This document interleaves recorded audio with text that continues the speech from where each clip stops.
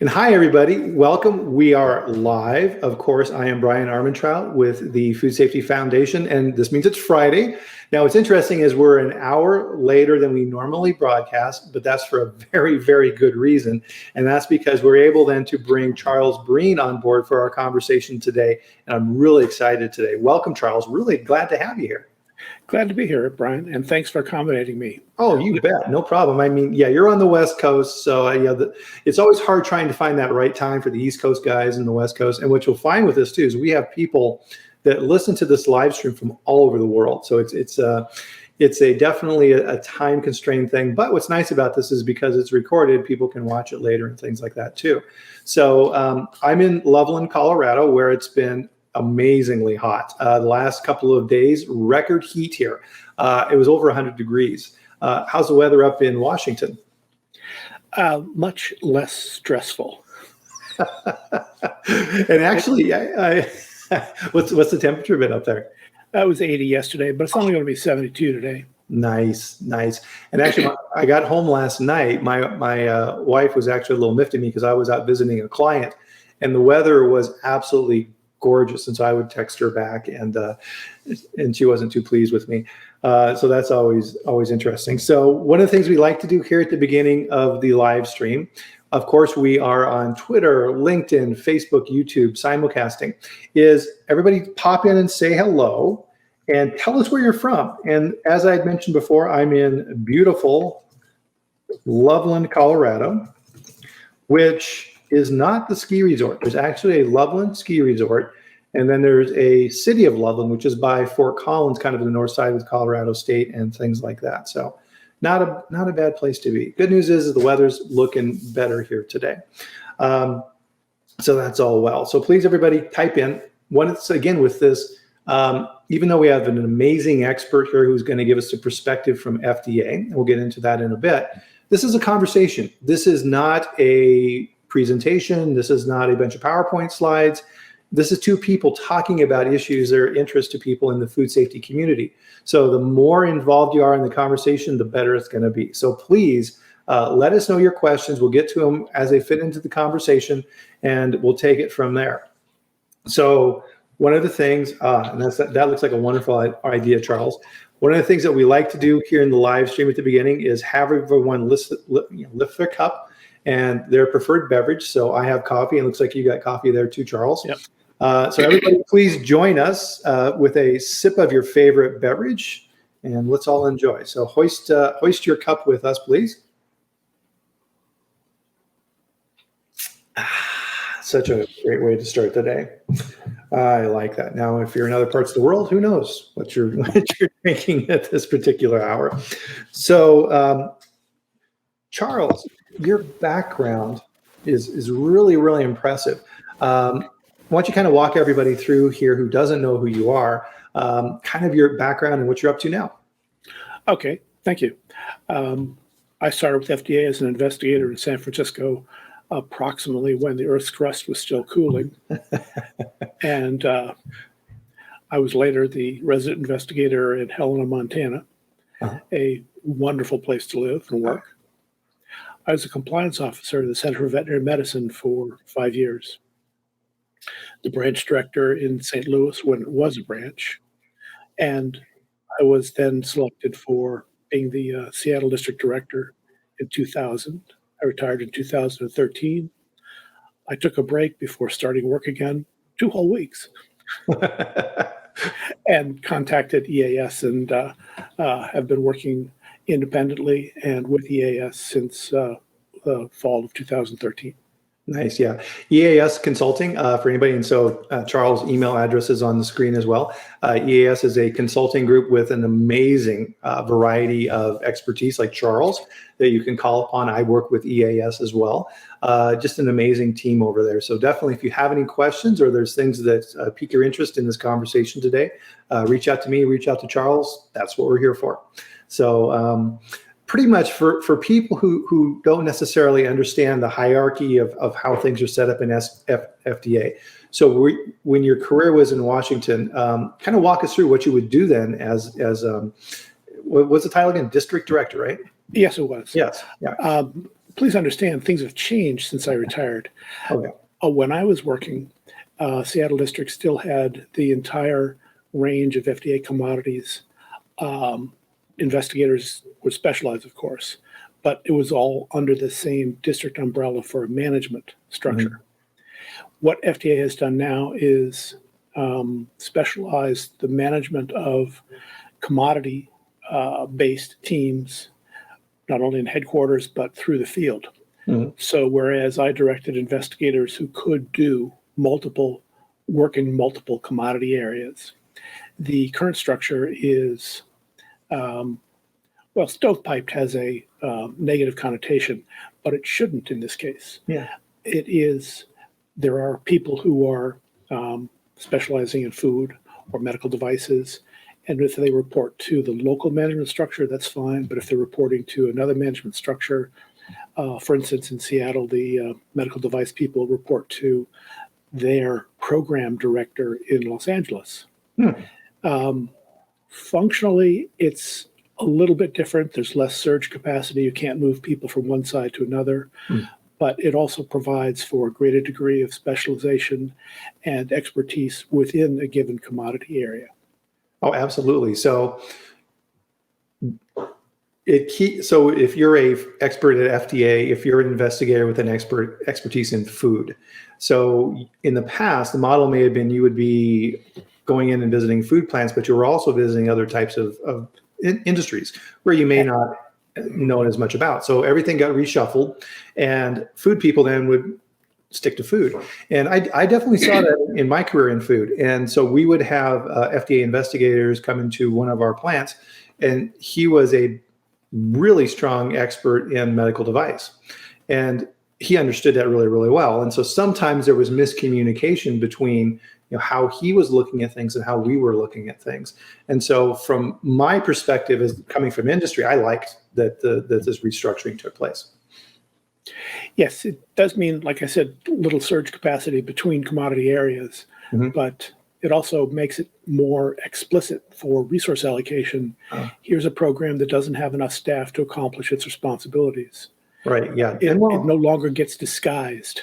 Well, that's true. Yeah, because it's harder to kind of shuffle people around and be like, hey, Joe, I need you to go, perform a visit at this facility. Well, I don't know anything about that. Well, I need you to do that. Now, I don't think it would be that, far out of a thing, but, you kind of get the drift.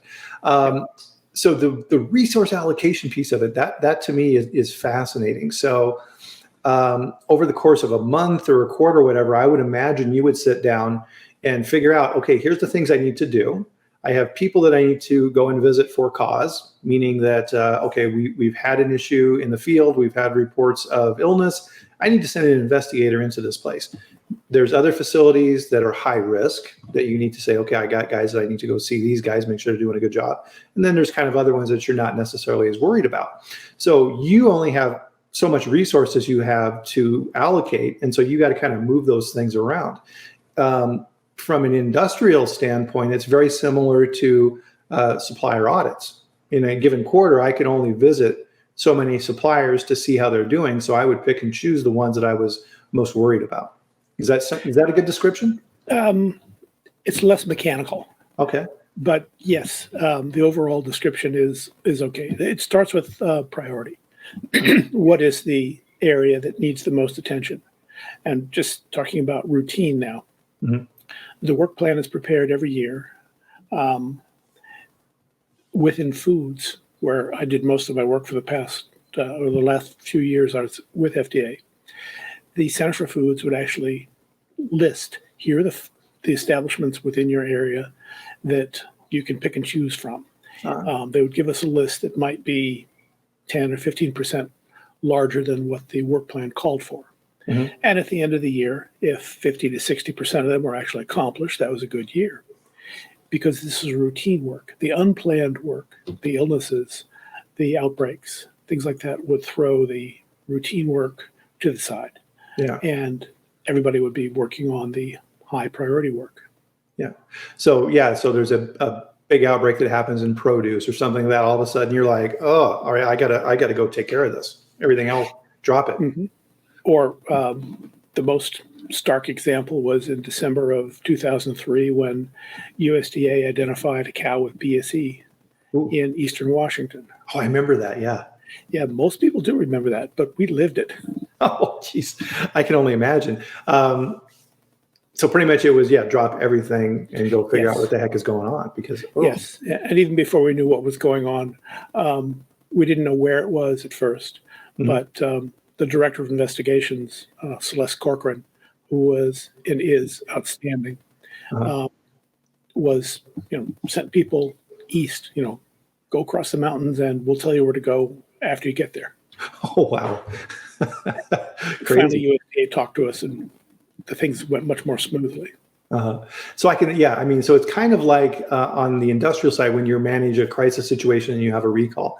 I would imagine at that time, the press was wanting the information, politicians are demanding to know what's going on so then they can let their constituents know. There's concerned consumers who are like, oh my God, do I stop eating meat? What do I do?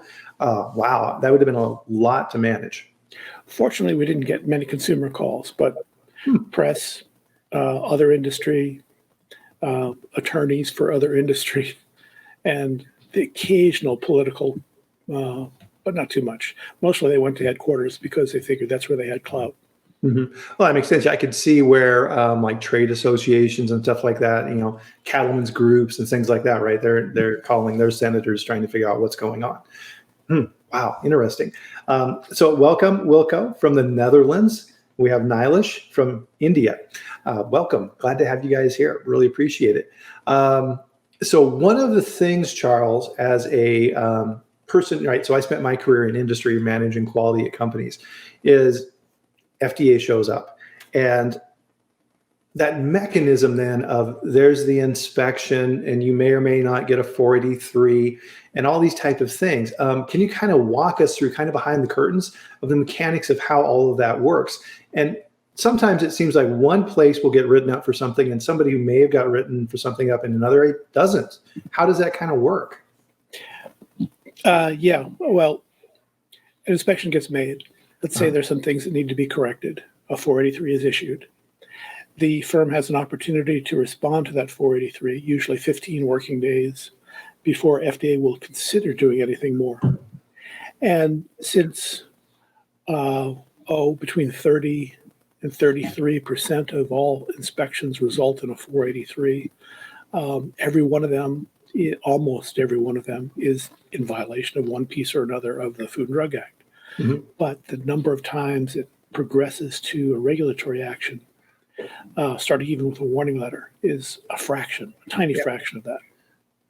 So there is a lot of judgment that goes into the fact set that an investigator has determined to be the case at a facility. Mm-hmm. And I know of one example, this is after I retired, where two nearby firms, they were within a half a mile of each other, were drawing their raw materials from the same area. They had the same pathogen turn up in their products. They were making quite similar products. Mm-hmm. One firm got a warning letter. The other firm did not. So what was the difference? It was primarily that the firm that did not get a warning letter was much more aggressive about stopping any operation that would continue to put consumers at risk, and to commit to not resuming operations until they knew that what they had was under control. And in fact, it took almost 2 years for them to be satisfied that they had things well under control, that the pathogen wasn't going to be affecting their product. The firm that got the warning letter didn't really know how to address the problem. They said, well, we'll clean up and resume operations because we've got all this stuff that we need to process before the crop year's over. FDA did not take kindly to that because it meant that consumers would still be at risk from these products that they were trying to push out the door. Yeah. Well, and that message, Charles, essentially what they're telling FDA was, well, we understand this food safety thing, but operations is much more important, right? Essentially, that was what they were saying. Yeah, that was the bottom line. Oh. That bothers FDA. Yeah, exactly. Well, I think that's an important point. And when you bring this back up to the 30,000 foot level, Charles, everybody working at FDA, it's people, right? Just like everybody else in industry and everything else, trying to work through these things. And when you have an audit in a facility, let's say, a GFSI audit or something like this, and SQF comes in, that auditor is looking to see if there's a match between what you're saying and what you're doing, right? And it's the same with FDA. And one of the things that I hammer home on these live streams is the basics are always the best place to start. And one of the things that I like to beat on is plan, do, check, act, right? Everything should be set up that way. FDA doesn't expect perfection. And the example I use in this would be environmental monitoring, right? You have a program, you're aggressively looking for things in the environment that could potentially get into the product. And when you find things, you're taking corrective actions to fix it, right? You're always closing that loop. And I think that's, in your story, I think that illustrates that really well. In that one firm took seriously what FDA found and said, hey, listen, guys, you got a problem. They're like, you're absolutely right. Here's the steps we're going to take to fix that, right? We want to work with you. We want to give transparency around this process and get to the end goal because we're on the same page, right? And your response back as the person managing this entire process is, okay, good. This is a player who understands their responsibilities and wants to work with us. That's a good thing. Yes. In fact, the company that did it right was new in the business. They had just recently bought the facility. They were not expert in food manufacturing. They knew manufacturing, but food was new to them. And so they hired a former FDA chief counsel to advise them, and they followed his advice. Now, the hiring of the chief counsel is routine, but following the advice, that's where it was key. Yep, most definitely. One of the things that we always did, and it's one of the things that I recommend for my clients as well, is on the crisis management side of things, in every district, there is a person who manages recalls. Those names and contact information are listed with FDA.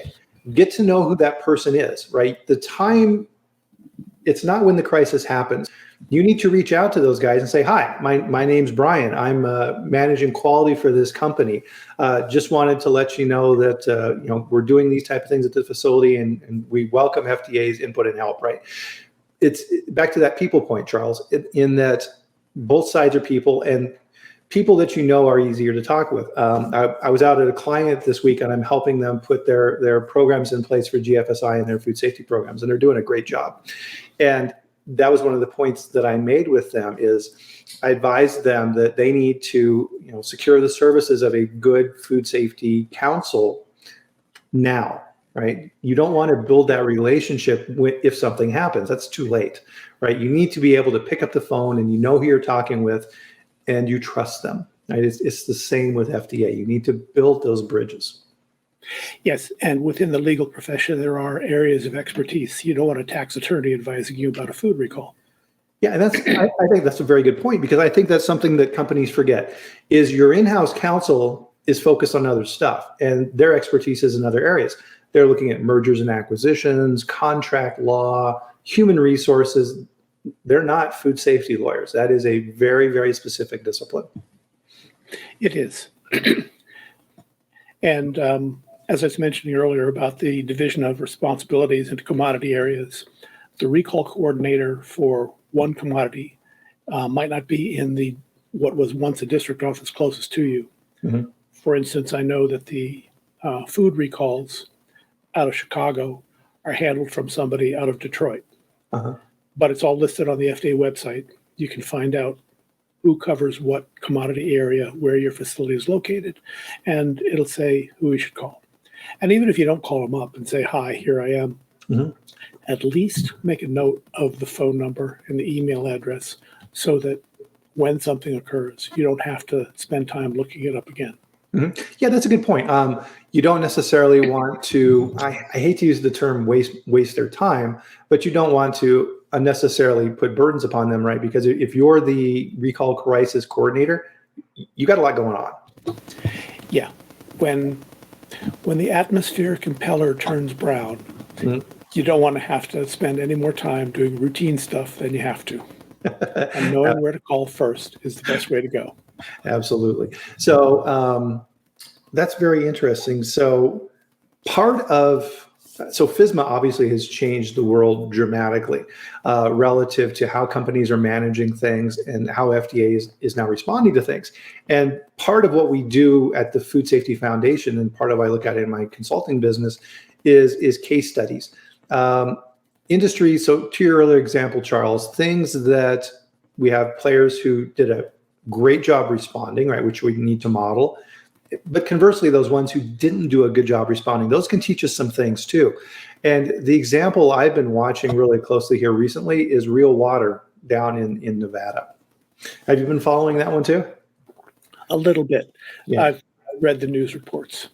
Yeah, there are a ton. I mean, you can go to YouTube. I've been compiling these in my membership site.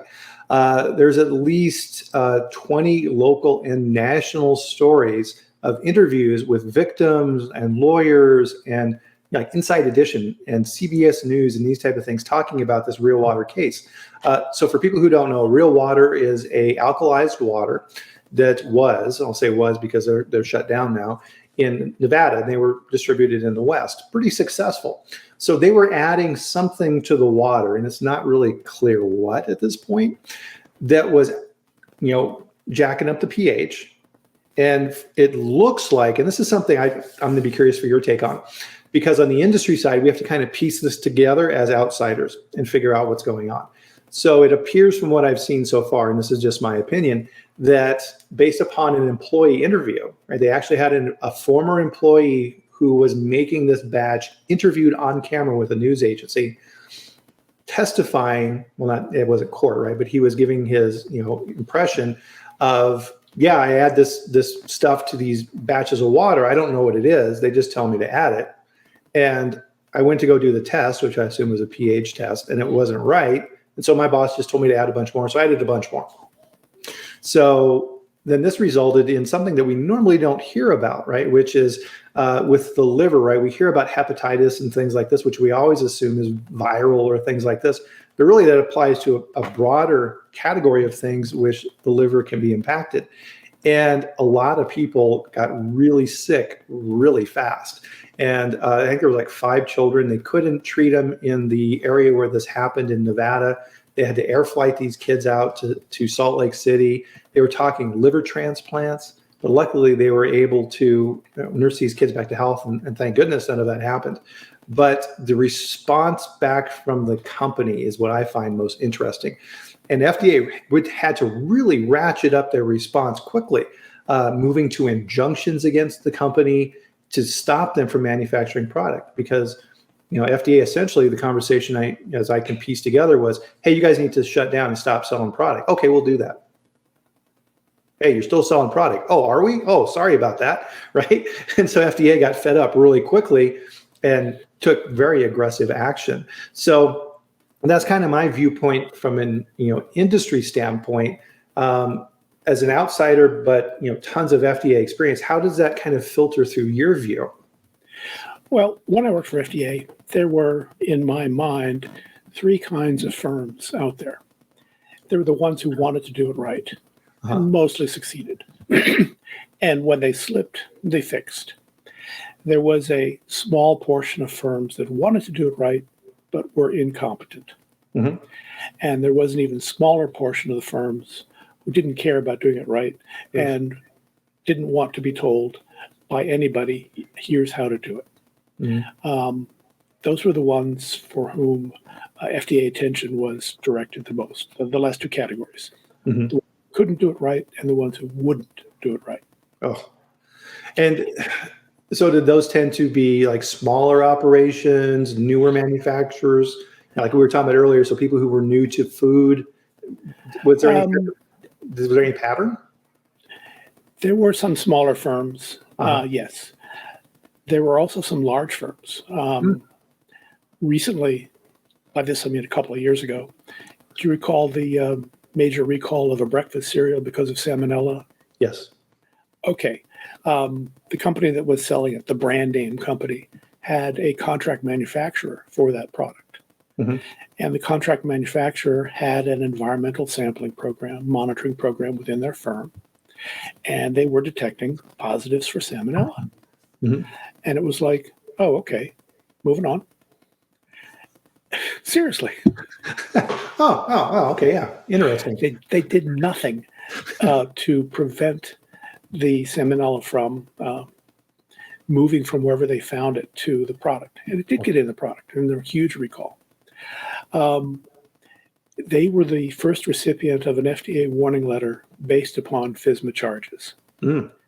And it's the only warning letter that I've read, maybe not the only one that exists, but the only one that I've read that actually criticized the existence of the food safety plan for not being adequate. Mm. FDA doesn't usually call a plan inadequate. Mm. But in this case, it really was. They didn't follow up on any kind of corrective action.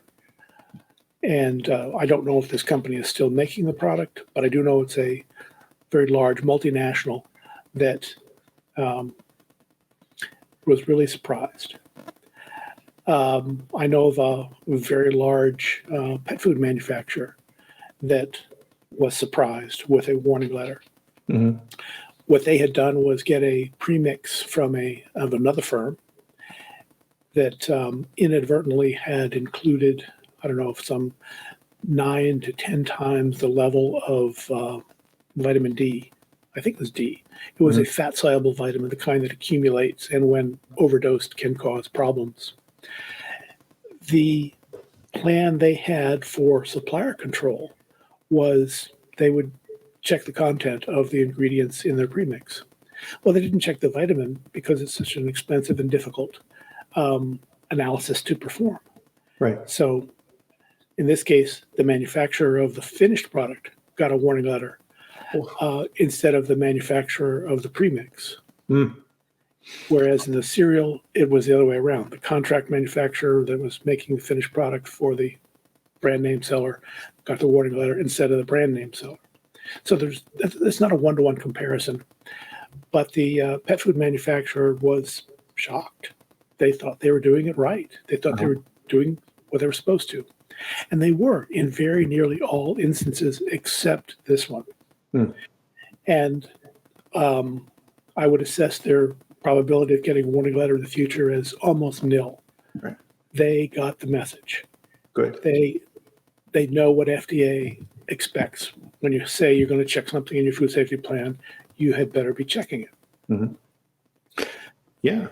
And that's, it seems from my career, as I look back as from the manufacturing side, companies really kind of break down into two areas when it comes to food safety at the leadership level.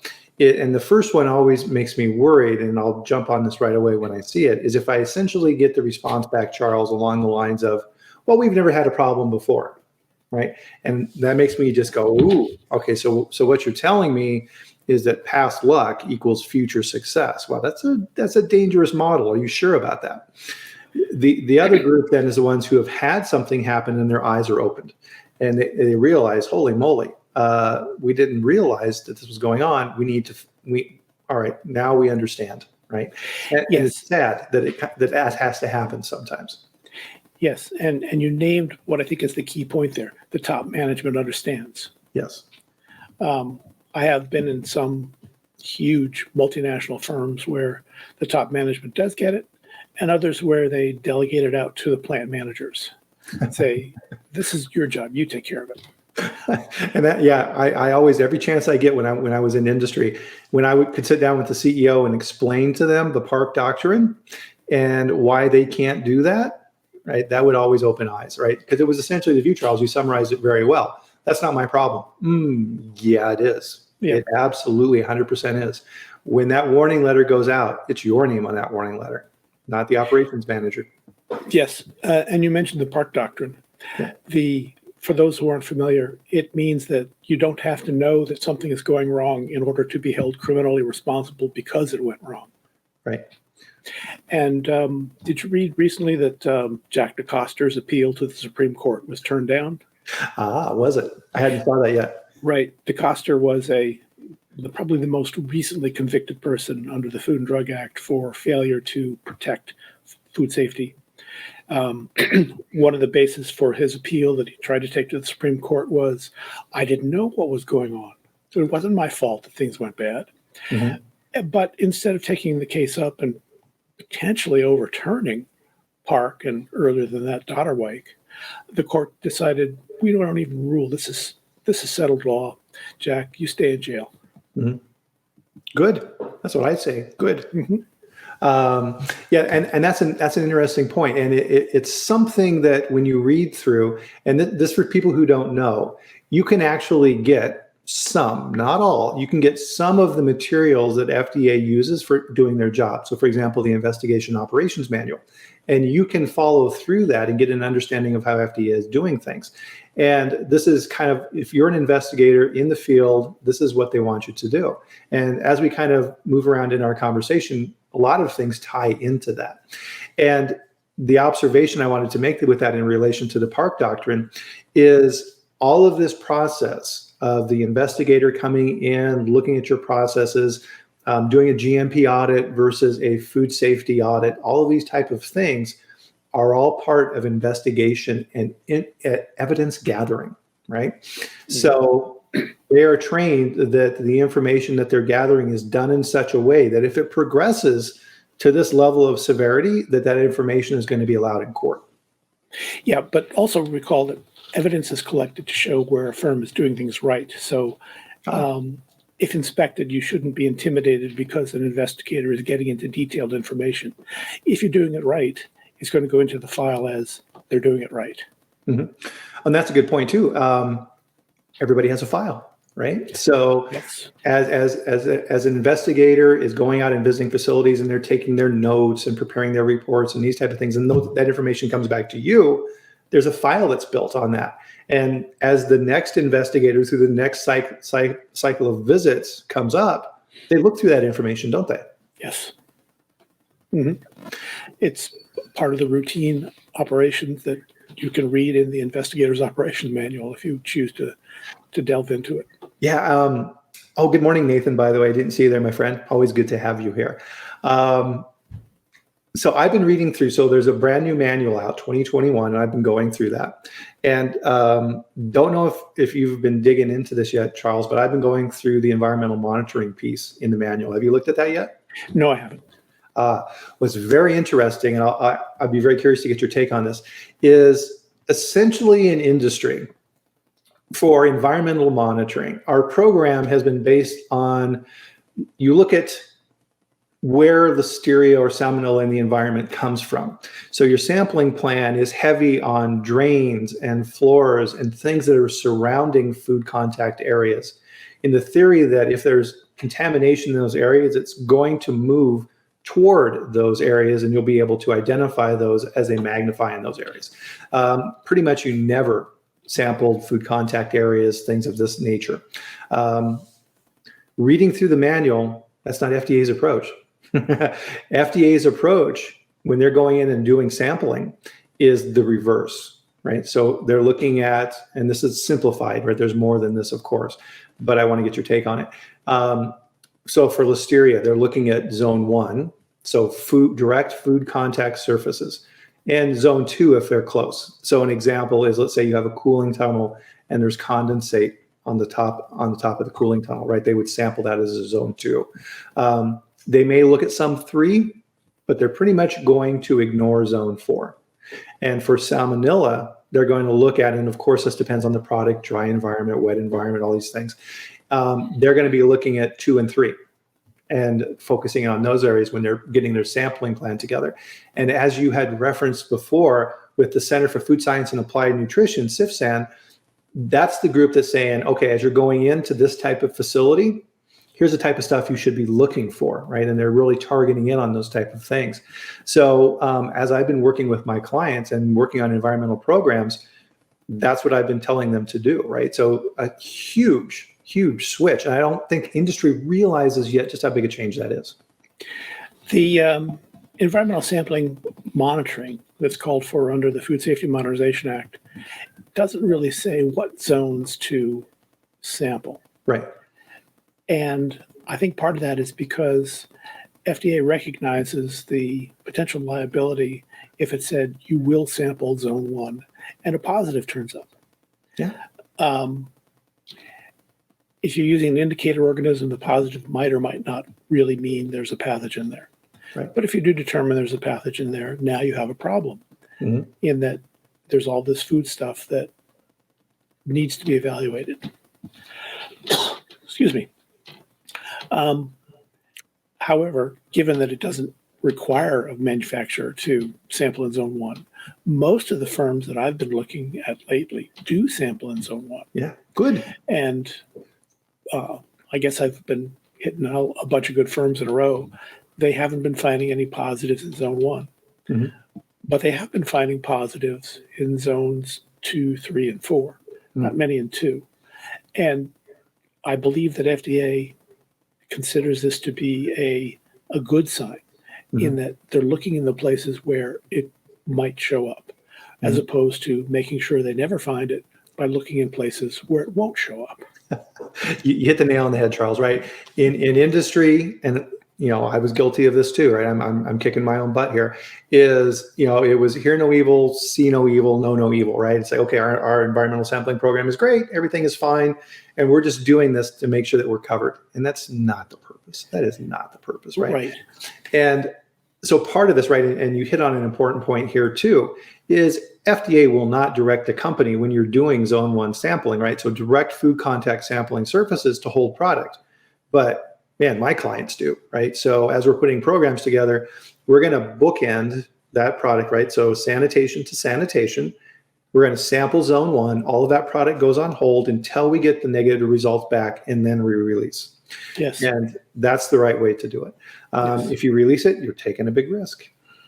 Yes, and also the right way to sample is after it's been in production for a number of hours. Yes, and in the investigations operations manual, they're suggesting, and of course this always depends on circumstances, at least 4 hours into production. It doesn't do you any good to sample clean and sanitized equipment. No, it doesn't. No.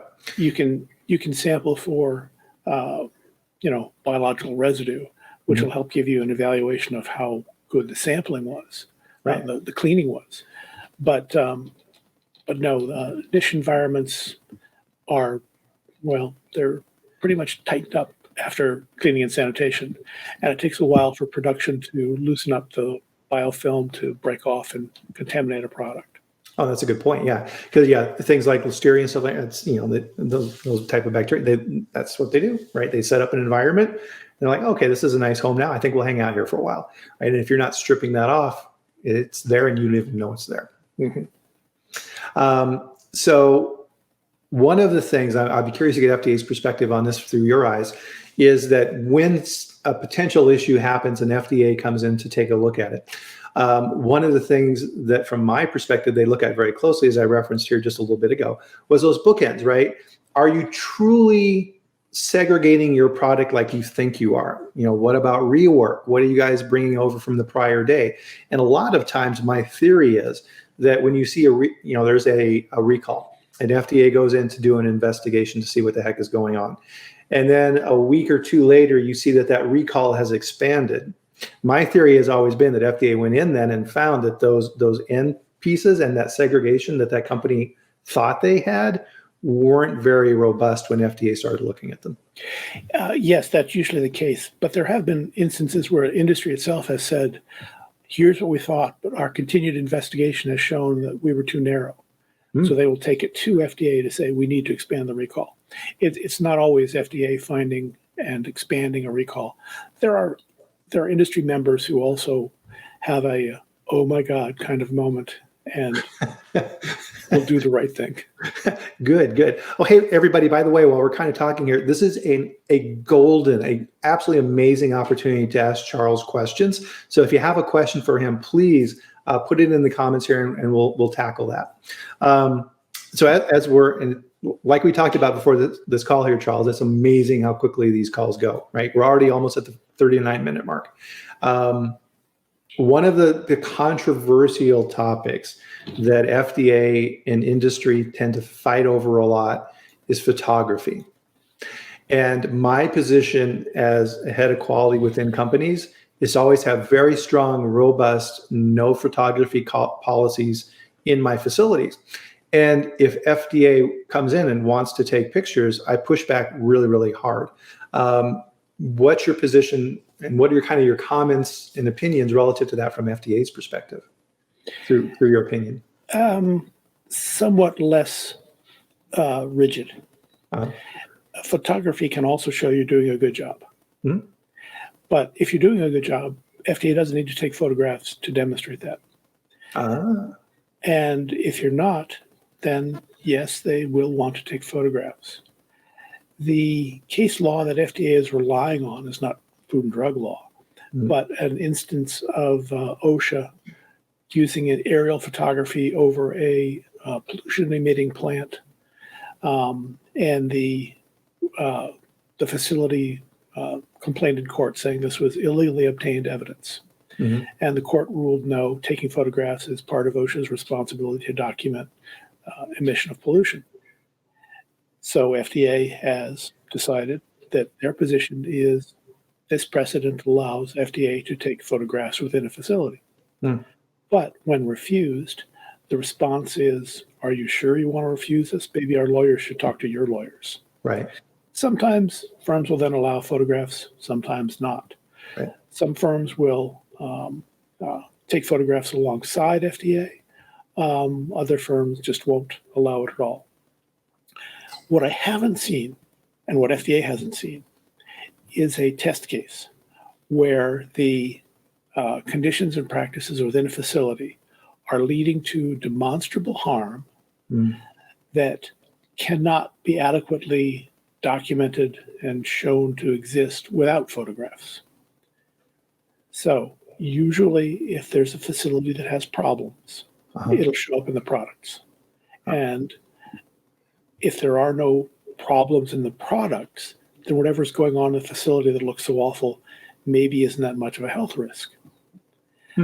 When such a case arises that it can't show it without a photograph and it is a health risk, that's when FDA will probably take a test case.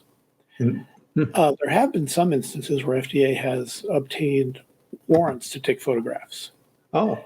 So far, none of them have been adjudicated, appealed and adjudicated, that would then give FDA a precedent to say, yes, we can take photographs. I remember, and correct me if I'm wrong on this, my memory may be wrong, but this goes back quite a while, that FDA was pressing on this, and that two large food companies in the US, one multinational, said, okay, fine, if you want to pursue this, we're going to take you to court on this and settle this. And then that never happened. Probably because FDA thought about it and said, well, there's not enough of a health risk here. We would probably lose. Got it. And then that's And that's the kind of thinking that also goes into some of the decision making as to whether or not to pursue a regulatory action against a firm. Is there enough of a health hazard to justify to a court that it's more than just a technical violation of the act? That it is really important that whatever's happening be stopped. Yeah, no, that makes perfect sense, right? And again, this links back to the beginning of our conversation, right? So as the head in this particular area, these are the type of decisions you had to make, essentially weighing the different factors of how you wanted to move forward. Because once you're moving from the base activities of inspecting and regulating and issuing not warrants, but issuing 43s and things like this, and then moving from that into the legal side of things where, okay, well, we have here adulteration, we have misbranded products, right? We have violations of law that need to be prosecuted. That's a different game, right? So then these things become tools for building that case. Yes, they do. Interesting. So as a takeaway from that, then from industry, if I'm in a production facility and the FDA comes in and set up and things like this, and the investigation starts, and all of a sudden the investigator wants to start taking photographs and becomes quite adamant about it, I know there's probably something that's not right. Yeah. Although I do know one investigator who was a very good investigator who took photographs in lieu of taking many notes because it was easier for him to write his report. So there are non-punitive plans for, sometimes to taking the photographs. Right. Well, I think too, a good way to kind of loop back on this as well. Oh, by the way, Bryan, great to see you, our friend Bryan. A good way to look at this and a good phrase to use, and I think this applies to industry and FDA as well, is pick your battles, right? You need to look at these things in the context of what you're doing. And is this the hill you want to die on? Is it that important? And that's why you need to have, on the manufacturing side of things, a good internal team, good legal representation who understands food law, so you can work through these issues and decide what the correct course of action is. So to your point, Charles, it may be that, okay, yeah, we are going to allow photographs in this particular case because it's in our benefit to cooperate with FDA in this particular instance. This isn't necessarily negating our right to refuse these type of activities in the future, but we need to figure this out. And I think a big piece of this too then goes back to what we referenced earlier with the file, right? Yes, it does. If you're a hyper-aggressive food production facility who fights FDA the entire way, FDA are people, right? And they take note of that, right? So if you're going to take that position, that may not be the right way to go, right? This is a give and take, and it's but it's not personal. That's why the investigator isn't the deciding individual as to whether or not an action takes place. Yeah. It is removed from the investigator. It goes first to a supervisor, and if further to a compliance officer, and usually to a compliance center, in headquarters, where all of this guy is a real jerk aspects are filtered out. Yeah. They're not relevant to the decision. Is there a health hazard? Is there something that is harming or could harm consumers that needs to be addressed? That's a great clarification. There are facilities that I was inspecting when I was an investigator where the guy was just a complete jackass. But the food products were okay. And so that was the end of it. No, I mean, it's golden rule type thing. Mm-hmm. Yeah, I recommend not being a jackass, but if you're doing stuff right, well, you're still a jackass. Well, and it's a good point, because how long ago did that happen? I was an investigator a long time ago. Right, and you still remember that? Oh yeah. Right. If you treat people badly, they remember it a long time. Yep. So don't do that. Please don't do that. Fascinating conversation, Charles. If people have additional questions and information, can they reach out to you at this email address and kind of fire it for you? Excellent. Certainly. Love it. I really appreciate you. And man, thank you for being here. This has been great. Being able to pull back the curtain like this only benefits both sides, right? The more we understand where each side is coming from, the better it's going to be. I just saw one typo in the address. There's no period. It's just C. Breen. Oh, C. Breen. Sorry about that. So that is C. Breen at easconsultinggroup.com. So let's put it over here in the comments too, so that everybody has that.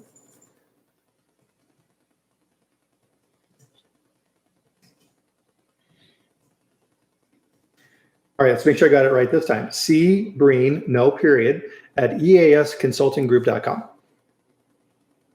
Correct? Yes.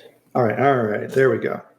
Oh, I see a question from Tom Sidebottom. Yes. Hello, Tom. Do you think FDA is prepared to handle the emerging food technology like in cell-based meat products? If not, what does FDA need to do? That's a great question. I think FDA isn't ready today. I think FDA isn't going to be regulating cell-based food products until, one, it feels it is ready to regulate, and two, it has managed to convince USDA to back off a little bit. Mm-hmm. Well, and the good news on this is I have a client who's working in this very field, and they are working really, really closely with FDA to explain how this works, how the process is manufactured, what the end product is. So they're doing the right thing, right? They're explaining this so it understands. And you got to figure from a food safety standpoint, it's probably safer, right? As far as pathogen growth and things like that. Yeah, but public perception is still going to suffer from the mistakes Monsanto made with the flavor saver tomato. Good point. Where they marketed it to producers. Hey, this is great for you guys to make tomatoes that don't spoil. And it allowed for those who were hesitant about the technology to enter the entire space of, hey, consumer, you don't know what's in this, you need to worry. So that's a perception that will have to be overcome. Absolutely. A measure of that might be the success or non-success of the Aqua Bounty farmed, genetically modified salmon. Mm-hmm. Right. And then, yeah, I mean, you have different groups out there who have different agendas and different things that they want to do right, throwing labels on like Frankenfood and all those type of things. So those things will always continue. It's an interesting world we live in, isn't it? Yep. For sure. Well, but I mean, so we're up to 50 minutes. Like I said, Charles, it's amazing how quick these calls go. And I've really, really enjoyed this. Thank you for being here. It's been a fantastic conversation. Glad to, Bryan. Yep. All right. Well, so everybody, please join us next week. We'll be at 8 a.m. Mountain Time next week on Friday, 11 a.m. Eastern, and early at 7 a.m. on the Pacific Coast for our early risers out there. And we'll tackle our next food safety topic. And again, please, my email is here. If you have something you would like me to talk about and bring in a guest and get additional information like experts like Charles, please let me know. Drop me a line and I'll track those guys down and we'll bring them on and get you educated on these topics, right? Because with food safety, the more everybody knows, the better off we are, because food safety is not a point of competition. We're all in the same boat for this, so we have to help each other out. So with that, everybody, still eating. Yeah. So everybody have a fantastic weekend. It's going to be a little cooler in here in Colorado. Get out and enjoy yourselves, and we'll see you here next week. Thanks a lot. Thanks, Charles. Bye, everyone.